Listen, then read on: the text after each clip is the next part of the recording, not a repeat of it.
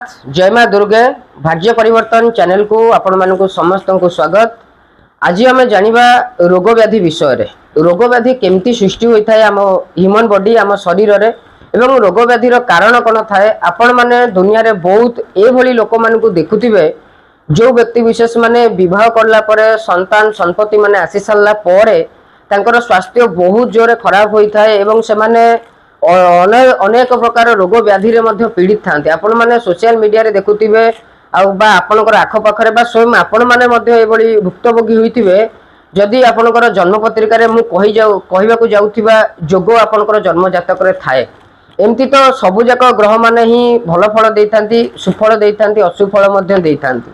से परिस्थिति रे आमे माने पर एनालाइज करिबा। एबे आमे माने मनुष्यर रोग व्याधि विषय में जानापी चेष्टा करिबा। वीडियोटी को शेष पर्यंत देखंतु आपण माने संपूर्ण भाव में बुझी पारिबे।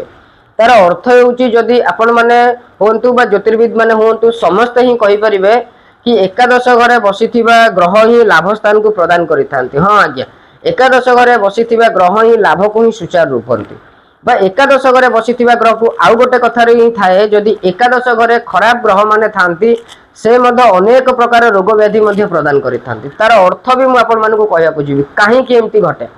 आपण माने देखुथिबे मानि नियंतु आपणकर एकादश घरे शनिदेव बसचंती एवं तुला राशि